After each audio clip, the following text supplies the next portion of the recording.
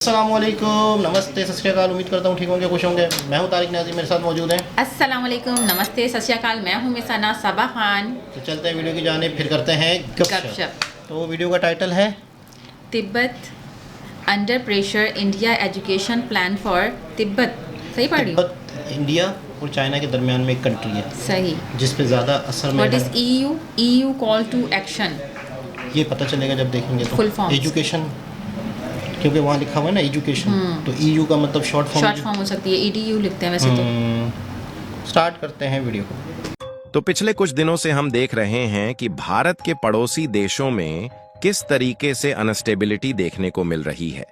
फिर चाहे भारत का पड़ोसी देश नेपाल, भूटान और बांग्लादेश हो, या फिर बलूचिस्तान और म्यांमार ही क्यों ना हो, इन देशों में एक बड़े लेवल पर अनस्टेबिलिटी देखने को मिल रही है। लेकिन भारत का एक ऐसा और पड़ोसी देश है जिस पर बहुत ही कम चर्चाएं हो रही हैं, या कहे कि उस पर नजर ही नहीं जा रही है, लेकिन उसका खेल भी एक अलग ही लेवल पर देखने को मिल रहा है। दरअसल हम बात कर रहे हैं भारत के पड़ोसी तिब्बत की, जिसके साथ मिलकर भारत एक ऐसी तैयारी कर रहा है जिससे चीन को काफी ज्यादा तकलीफ हो रही है। लेकिन उसके बावजूद भी चीन अपने आप भारत को कुछ भी नहीं बोल पा रहा है, और न ही चीन इस मामले में भारत के खिलाफ आंख उठाकर देखने की कोशिश भी करेगा। आपको बता दें कि अगर 1950 की घटना को भुला दिया जाए तो भारत और तिब्बत बहुत ही अच्छे मित्र हुआ करते थे। लेकिन भारत के प्रति तिब्बत की भावनाएं अभी भी बदली नहीं है, और तिब्बत का सपोर्ट अमेरिका तक करते आए हैं, जिससे हाल ही में भारत तिब्बत के साथ मिलकर जो तैयारी कर रहा है, इस बात की आशंका बढ़ चुकी है कि जिस समय दुनिया भर में अनस्टेबिलिटी का माहौल चल रहा है, इसी बीच तिब्बत में कहीं बहुत बड़ी तैयारी न हो जाए जिससे चीन को तिब्बत से हमेशा के लिए हाथ धोना पड़े। भारत के पड़ोसी तिब्बत को लेकर पूरी अपडेट क्या है, इस वीडियो में समझते हैं।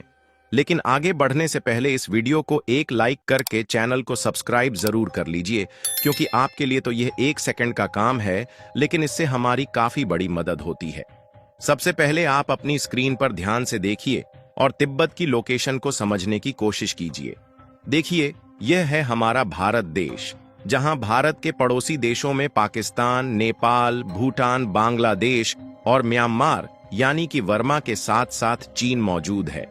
लेकिन यहीं पर आपको नेपाल और भारत के साथ साथ चीन की सीमा से सटा हुआ जो कत्थे कलर से हाईलाइटेड एरिया दिख रहा है, यही है तिब्बत, जो कि पहले के समय में एक स्वतंत्र देश हुआ करता था, और इसका रिलेशनशिप भारत के साथ काफी अच्छा था, और चीन के आक्रामकवादी नीतियों से भारत को बचाने के लिए एक दीवार की तरह काम करता था, क्योंकि तिब्बत एक लंबी सीमा भारत के साथ शेयर करता है। लेकिन अगर आपको याद हो तो साल 1950 में भारत नया नया आजाद हुआ था, और इस समय भारत का संविधान ही लागू हो रहा था। इसलिए भारत अपने पड़ोसी देशों के मामले में ज्यादा हस्तक्षेप करने की बजाय खुद के देश को स्वतंत्रता की एक मजबूत कड़ी से जोड़ने में जुटा हुआ था। यहां तक कि कई क्षेत्र भारत में भी शामिल होने के इच्छुक थे, लेकिन जवाहरलाल नेहरू ने उस प्रस्ताव को ठुकरा दिया, क्योंकि इससे विवाद बढ़ सकता था। और जब भारत अपने में ही व्यस्त था तो इसी का फायदा चीन ने उठाया, और चीन ने अपने सैनिकों को भेजकर धोखे से पूरे तिब्बत को घेर लिया, जिससे मजबूरी में तिब्बत के जो आध्यात्मिक नेता दलाई लामा थे, उन्हें तिब्बत को चीन के हाथों में सौंपना पड़ा, जिससे चीन ने तिब्बत पर कब्जा कर लिया। लेकिन समझौते के अंतर्गत कई प्रावधान भी शामिल थे, इसलिए चीन और तिब्बती लोगों के बीच विवाद और भी ज्यादा बढ़ता गया, जिससे साल 1959 में दलाई लामा को तिब्बत छोड़कर भारत में शरण लेना पड़ा, और साथ ही हजारों तिब्बती भी भारत आए। भारत ने उन्हें शरण दी और हिमाचल प्रदेश के धर्मशाला में उनके लिए जगह बनाई। आज भारत में करीब 75,000 तिब्बती रहते हैं, और कई बौद्ध मठ भारत में ही बने हैं। लेकिन पिछले कुछ सालों में चीन ने हिमालय के इन मठों के जरिए अपनी संस्कृति और प्रभाव फैलाने की कोशिश की है। खासकर अरुणाचल प्रदेश में, जिसे चीन अपना हिस्सा मानता है, वह बौद्ध मठों को अपने कंट्रोल में लेना चाहता है, जो कि सिर्फ धार्मिक मसला नहीं है, बल्कि कूटनीति का भी खेल है। चीन बौद्ध धर्म को अपनी सॉफ्ट पावर के तौर पर इस्तेमाल करता है, वह श्रीलंका, म्यांमार और नेपाल जैसे देशों में बौद्ध मठों और परियोजनाओं में पैसा लगाता है। वह खुद को बौद्ध धर्म का सेंटर दिखाने की कोशिश करता है, जबकि बौद्ध धर्म की जड़ें भारत में हैं। लेकिन चीन तिब्बत लोगों की सॉफ्ट पावर को अपने लिए ज्यादा मजबूत बना पाए, उससे पहले भारत ने इसका एक नया रास्ता खोज निकाला है, जिससे यह सॉफ्ट पावर भारत के हित में चीन के खिलाफ इस्तेमाल की जा सके। हम बात कर रहे हैं तिब्बती लोगों को इंडियन एजुकेशन सिस्टम के जरिए एजुकेटेड करने की, क्योंकि हाल ही में खबर निकलकर आ रही है कि भारत तिब्बती बौद्ध मठों को चीन के प्रभाव से बचाने के लिए उनके लिए स्कूल पाठ्यक्रम शुरू करने की तैयारी में अपना पहला कदम आगे बढ़ा चुका है। दरअसल हिमालय के करीब 600 बौद्ध मठों में भारत सरकार ने एक नया स्कूल पाठ्यक्रम शुरू किया है। ये मठ सिक्किम, हिमाचल प्रदेश, उत्तराखंड, जम्मू कश्मीर, लद्दाख और अरुणाचल प्रदेश में फैले हैं। पहले इन मठों में बच्चे सिर्फ बौद्ध धर्म और तिब्बती परंपराएं सीखते थे, लेकिन अब इस नए पाठ्यक्रम में 2 तरह की पढ़ाई होगी। पहली होगी पारंपरिक शिक्षा, जिसमें बौद्ध दर्शन, भगवान बुद्ध की शिक्षाएं और तिब्बती भारतीय परंपराएं सिखाई जाएंगी। लेकिन दूसरी खास बात यह है कि इसके माध्यम से आधुनिक शिक्षा भी दी जाएगी, जिसमें गणित, विज्ञान, कंप्यूटर, अंग्रेजी, हिंदी और वहां के रीजनल लैंग्वेज पढ़ाई जाएगी। इसके अलावा बच्चे भारत का प्राचीन और आधुनिक इतिहास भी पढ़ेंगे, जिसमें यह भी बताया जाएगा कि भारत ने तिब्बत की आजादी के लिए क्या क्या किया। यह पाठ्यक्रम 20 मठों में शुरू हो चुका है और जल्द ही बाकी मठों में भी लागू होगा। लेकिन सवाल यह है कि भारत ने यह कदम क्यों उठाया और आखिर इससे भारत का क्या फायदा होगा। तो इसका सीधा सा जवाब यही है कि चीन इनको अपने प्रभाव में ले जा रहा था, जो कि आने वाले समय में भारत के लिए खतरा बन सकता था। इसीलिए भारत ने इस नए पाठ्यक्रम के जरिए मठों में भारतीय संस्कृति और इतिहास को बढ़ावा देना शुरू किया है। इसका मकसद है कि मठों में पढ़ने वाले बच्चे भारतीयता से जुड़ें और चीन का प्रभाव कम हो। लेकिन जब इससे होने वाले फायदे की बात की जाए तो इससे भारत और तिब्बत दोनों का फायदा है, क्योंकि मठों में पढ़ने वाले हजारों बच्चे अब सिर्फ साधु बनने तक सीमित नहीं रहेंगे। वे गणित, विज्ञान और कंप्यूटर सीखकर डॉक्टर, इंजीनियर या टीचर बन सकेंगे। उनकी पढ़ाई को अब भारत में मान्यता मिलेगी, जिससे वे नौकरी पा सकेंगे। और अगर यह लोग भारत से जुड़े रहेंगे तो इससे भारत का भी फायदा होगा।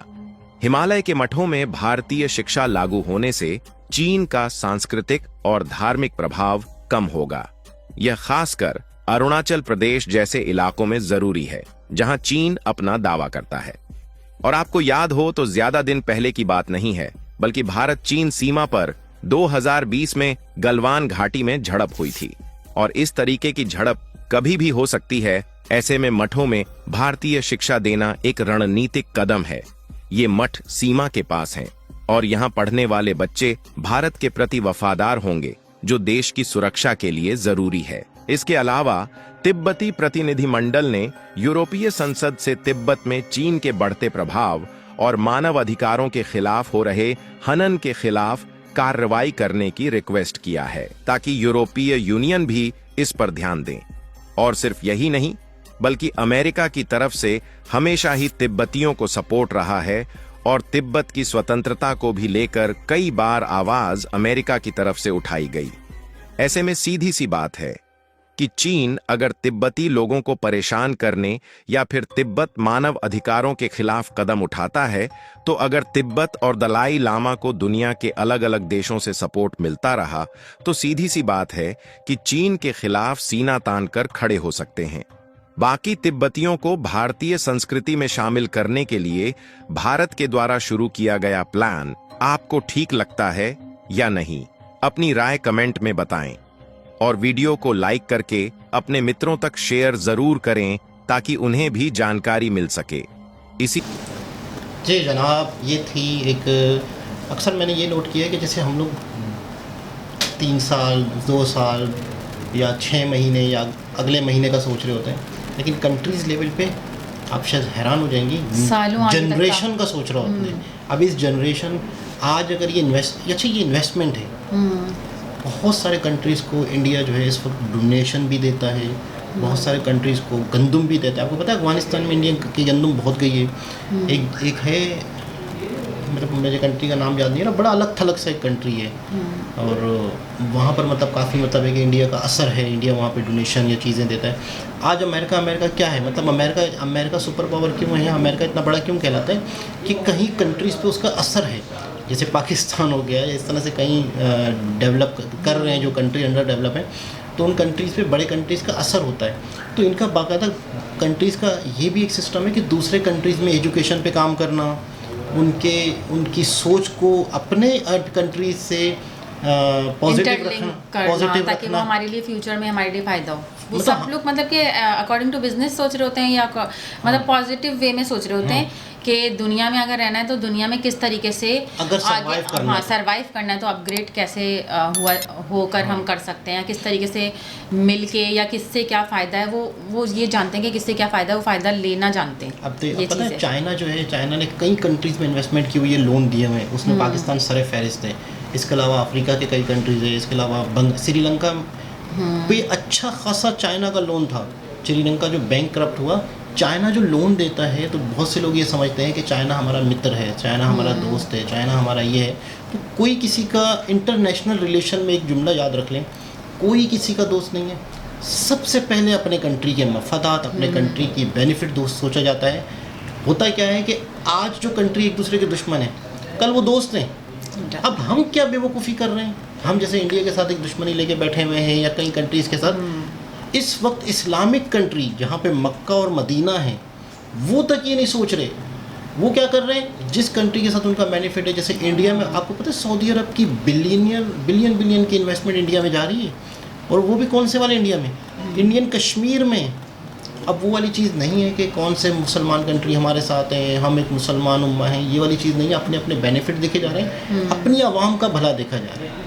तो अब इसमें भी नेकी, अगर वो मुसलमान होकर अगर ऐसा सोच रहे हैं तो आपस में जो पास्ट में जो कहते हैं ना, पास्ट हैज़, मैं हमेशा कहती हूँ पास्ट हैज़ गॉन। जो गुजर गया वो गुजर गया, जो भी पास्ट में गुजर गया वो जिसने जो भुगतना था भुगत लिया, जिसको जाना था वो चला गया। और जो जिस सिचुएशन में है तो वो क्या सोच रहा होता है कि जो मैंने परेशानी उठाई है वो आगे वाली परेशानी ना उठाए। This is the positivity. अगर कोई ये सोचता है कि मैंने ये परेशानी उठाई हुई है ना, अब तो मैं इतना नेगेटिव होकर इतना कुछ गलत करूँगा तो उससे क्या, वो अपना भी नुकसान करेगा और आगे वालों का भी नुकसान करेगा। तो पॉजिटिविटी इज़ वेरी इंपॉर्टेंट। और उसके अलावा जैसे I don't like PST that much, I am watching the videos. मैं इंग्लिश और मैथड, जैसे मैंने आपको बताया कि ऑल सब्जेक्ट्स मुझे अच्छे लगते हैं, लेकिन PST में जो है ना इतनी ज़्यादा डीपली, और हमारी बुक्स में भी अगर आप देखेंगे ना तो वही प्रीवियस जो रिकॉर्ड चला आ रहा है ना, वही चीज़ें कंटिन्यूसली रिपीट हो रही हैं PST में। और इतनी जो एक्स्ट्रा नॉलेज है तो वो मैं यहाँ पर जो है अगर देखूँगी तो डेफिनेटली मेरे ज़रिए फिर मेरे स्टूडेंट्स तक बात पहुँचेगी। तो अभी 9th और मैट्रिक के जैसे जब मुझे कोई नई बात पता चलती है, आप देखें, अब मैं अभी रिसेंटली जो है मैं आपको बता रही हूँ 9th और मैट्रिक के पेपर होने वाले हैं हमारे यहाँ पर, तो ऑल सब्जेक्ट्स पढ़ा रही हूँ। PST में जो प्रीवियस रट्टा किया हुआ है ना, वही चीज़ें बार बार टीचर्स पढ़ा रही हैं, और वही जो है वो रिव्यू उनके माइंड में हो रहा है। इतनी ज़्यादा जैसे होता है ना कि 2025 में और ज़्यादा अपग्रेशन के हिसाब से जो है कुछ कोर्स में चेंजिंग आए। अब कंप्यूटर में आप देख लें तो सही कितनी तब्दीली आ गई है कंप्यूटर में जो बच्चे अपनी क्लासेस में कर रहे हैं ना, कहाँ से कहाँ पहुँच गए, जो है AI तक के पहुँच गए। सही है, तो उनके अभी वही वाले छोटे छोटे से बस वो छोटे छोटे वो चीज़ें अब यूज़ भी नहीं हो रही हैं, वो अभी तक के जो है ना सारा वही वाला मटेरियल बुक्स के अंदर है। तो आगे वक्त के दौर के हिसाब से आगे चलना चाहिए। तो मैंने इंडिया की ये पॉलिसी नोट की है कि इंडिया 50-50 साल आगे का सोचता है। अब जैसे उनकी छोटे बच्चों की जनरेशन को अपनी एजुकेशन दी जा रही है, तो कल को 19-20 होता है मामला, तो उनकी यंग जनरेशन इंडिया को सपोर्ट करेगी, इंडिया के साथ होगी। चाइना और इंडिया के मतलब यही चीज़ ना, अगर जैसे हम लोग हैं, हम लोग सोच रहे हैं पॉजिटिव वे में, अब बहुत सारे लोग इस चीज़ की नेगेटिविटी भी ले सकते हैं कि जो है आप लोग इंडिया की वीडियो देख के इंडिया की तारीफ़ कर रहे हैं, लेकिन अगर कोई पॉजिटिव माइंड रखता होगा जो एजुकेशन को उसने जो है ना पॉजिटिव वे में हासिल किया, उसने नेगेटिविटी में एजुकेशन नहीं हासिल की है कि बस लड़ो और मारो और मर जाओ, वो वाली चीज़ नहीं है।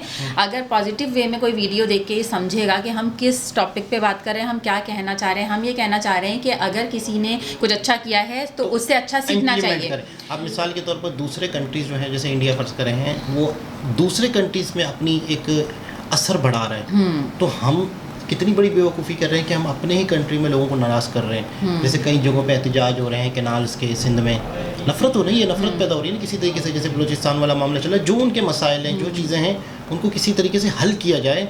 अभी उन्हें रिसेंटली उनका आप ये देखें फ़लस्तीन में जो चल रहा है, उस हिसाब से वहाँ कितना मुसलमानों के साथ ज़्यादती और जुल्म हो रहा है। तो उन लोगों के लिए दुआ की ज़रूरत है, प्लस आप जितना कर सकें उनके लिए आप वहाँ पे फंड्स भेजें, आप उन तक के खुराक पहुँचाएँ, पॉजिटिव वहाँ पहुँचाने के बजाय कोई चीज़ सही है। डिफरेंट टाइप के जो मुल्क हैं ना, उनकी चीज़ों को यूज़ ना करें तो उनकी इकोनॉमी को गिराने की कोशिश, उनको तोड़ने की कोशिश। इवन के अपने ही अभी मैंने रिसेंटली एक वीडियो देखी, उसमें जो है ना KFC को बर्बाद कर दिया। वहाँ पे कौन लोग मुलाजिम थे, कौन थे? मतलब कौन हम थे? पाकिस्तानी ही थे ना, सारे मुसलमान ही थे। तो वहाँ पे जाके जो है ना कि डराना धमकाना, वीडियोस बनाना, वो अपने हिसाब से जिहाद कर रहे हैं। मैंने वीडियो का टाइटल देखा कि पाकिस्तान ने फतह कर लिया KFC पता कर लिया। मतलब हद हो गई यार। अब जिसने वो अपना बिजनेस डाला होगा, जिसने भी अपना वो पैसे कहाँ से कैसे अरेंज करके वो आहिस्ता आहिस्ता आहिस्ता बिल्डअप होके, और क्या पता वो जो चीज़ें यूज़ कर रहा है वो अपने पाकिस्तान की ही सारी यूज़ कर रहा है, लेकिन उसने अपनी पब्लिसिटी के लिए इतना बड़ा KFC लिख दिया है। फ्रेंचाइज होती है ना, फ्रेंचाइज होती है। तो मतलब कि ना इतनी एजुकेशन कैसे हम, मुझे लगता है कि सालों गुजर जाएंगे, मैं और आप यहाँ पे बैठ कर अगर सिखाने की कोशिश करेंगे तो हमें भी गन पॉइंट पर उड़ा दिया जाएगा, लेकिन कोई ये चीज़ समझ नहीं पाएगा। उम्मीद करते हैं सब पॉजिटिव वे में रहें और हमारा मुल्क भी चीज़ों को समझे, पाकिस्तान भी समझे कि किस तरीके से दुनिया में आगे सर्वाइव। तोड़ फोड़ से और नुकसान है, तो दोबारा किसी बहुत लंबी हो जाएगी, दोबारा किसी और हिसाब से। ये बहुत लॉन्ग टॉपिक है। जब तक के लिए अल्लाह हाफिज़।